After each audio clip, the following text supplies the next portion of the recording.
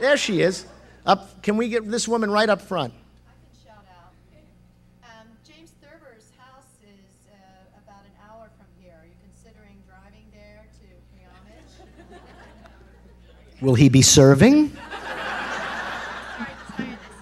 Yeah.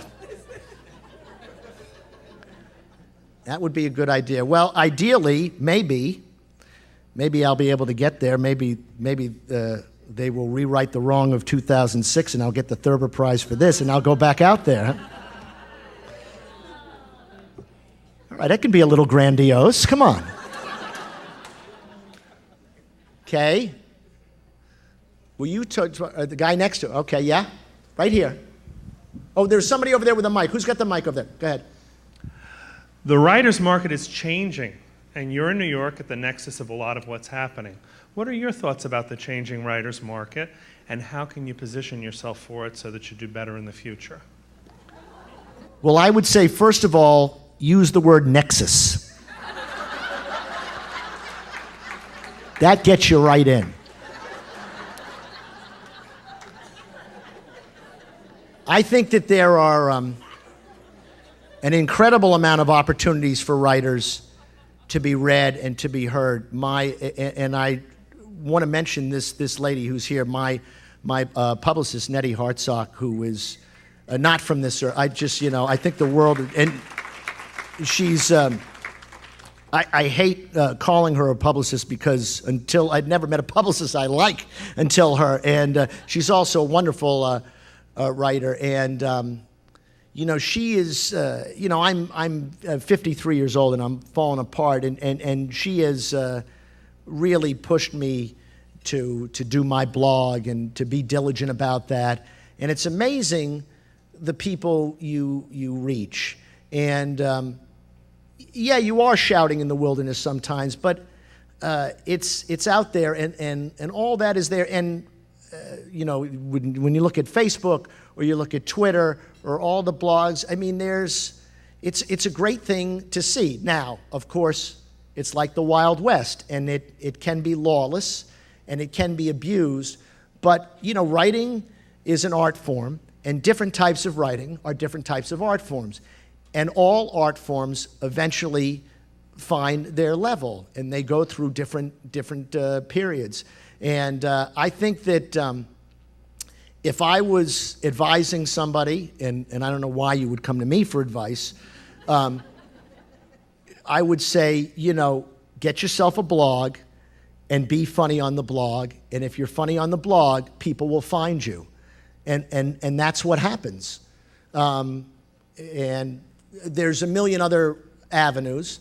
And, we can't, there's a great scene in The Odd Couple where Felix Unger goes to some famous writer's school, and, he's writing these nonsense poems, and Oscar goes down and confronts the guy and says the guy is running a racket. And the guy says to him, don't be such a snob. Not everybody can write for the New York Herald. And that's the thing, and that's the first thing I tell people.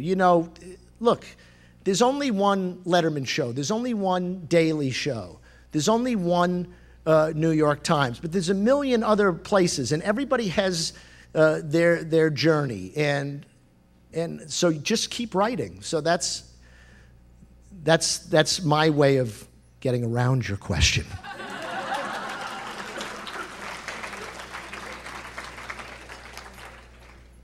Okay. How we doing? All right. Oh, there's a woman right up front at my table. Get over here, please.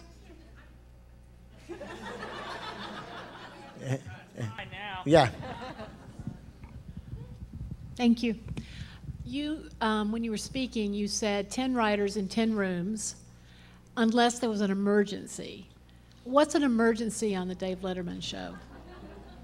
Well, for instance, what an emergency on the Dave Letterman show is like if I'll just give you, I can't give you a specific, but I can give you a general example. Let's say the top 10 list is about Toyota, okay? And then we tape at 4:30, and at 3:45, some guy dies in a Toyota because it accelerated. We're gonna need a new top 10 list. That would be an emergency. So that's a pretty, yeah, that's not bad. Okay, Matt says one more question. Oh, the plaintive groans. Hi, my name is Jeremy, and I'm one of the students at the University of Dayton.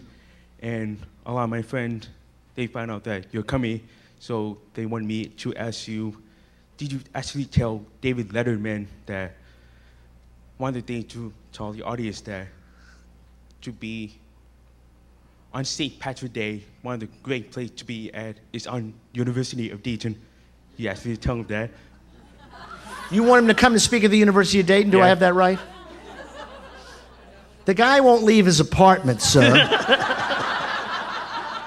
If you want to get some of your volunteer fireman buddies, maybe we can get him out. You know, and this, the thing about the Letterman show, and by the way, here's the other thing. I hope I've impressed upon you people how amazing you are. This is not what I deal with, because usually if there's 20 questions in a Q&A, 19 are about Dave, because people don't know him, and I understand that, and I accept that. So thanks for keeping it about writing, and because that's and comedy and humor. That's why we're here. I'll just tell you one quick story. One time we were shooting in the street.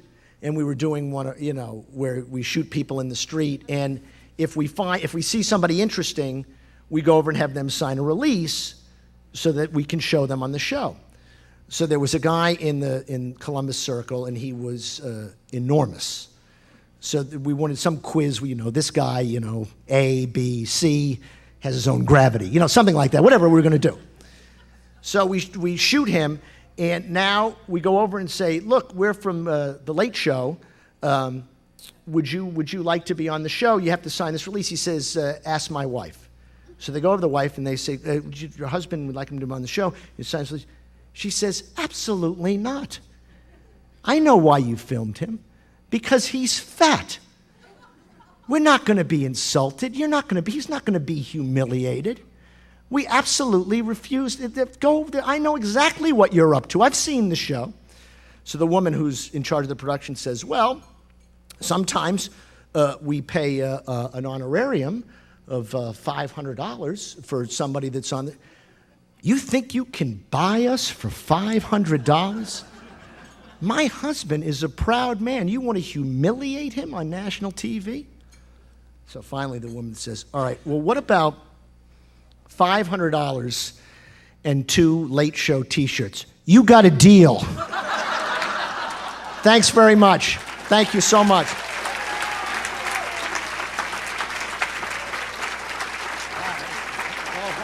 Thank you.